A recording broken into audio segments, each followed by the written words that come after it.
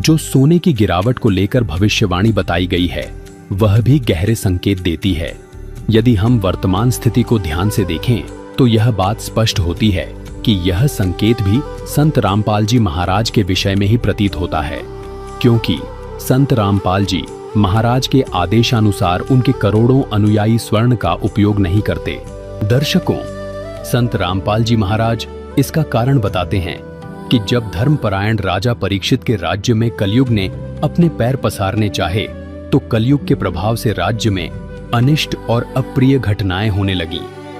तब राजा परीक्षित ने धर्म की रक्षा हेतु कलयुग का विनाश करने का संकल्प लिया।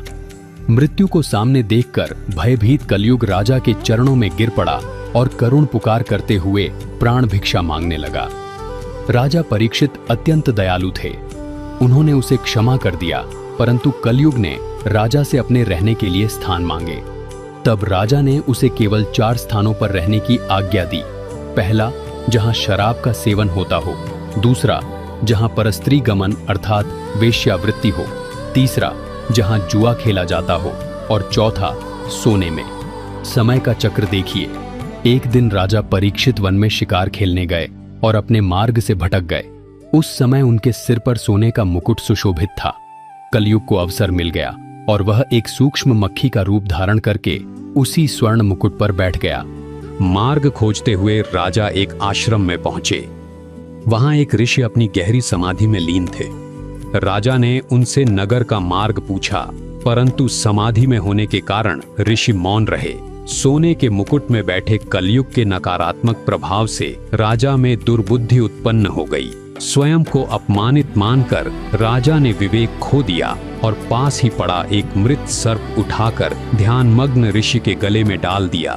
जब यह बात ऋषि के पुत्र को ज्ञात हुई तो उसने उसी क्षण श्राप दे दिया कि जिसने मेरे पिता का घोर अपमान किया है, आज से ठीक 7वें दिन तक्षक सर्प के डसने से उसकी मृत्यु हो जाएगी। दर्शकों, इस दृष्टांत में एक बहुत बड़ा आध्यात्मिक रहस्य छिपा है। सोना केवल एक धातु या आभूषण नहीं है, यह कलयुग का वास स्थान है। जिसके शरीर पर या घर में सोने का वास होता है, वहां कलयुग अपनी नकारात्मक ऊर्जा, क्लेश और दुर्बुद्धि लेकर अवश्य प्रवेश करता है। यही हमारी मानसिक परेशानियों और पारमार्थिक पतन का कारण बनता है।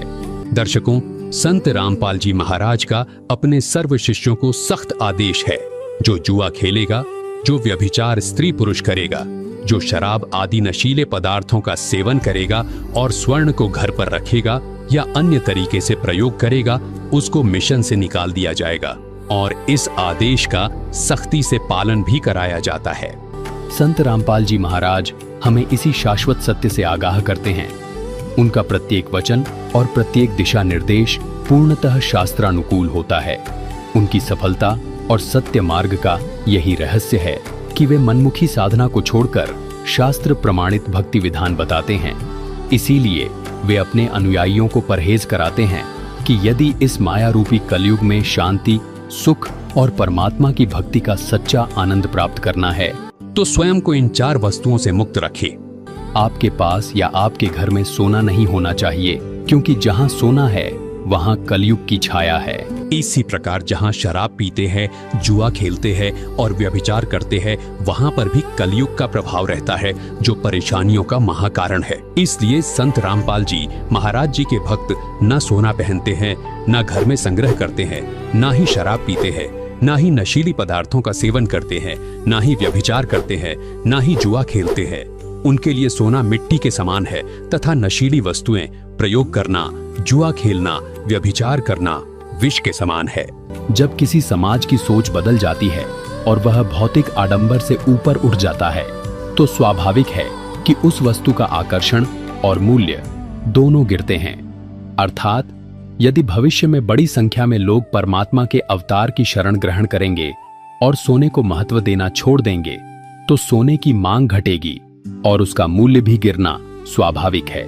यहाँ से श्री काशीनाथ मिश्र की भविष्यवाणी भी संत रामपाल जी महाराज की ओर संकेत करती प्रतीत होती है।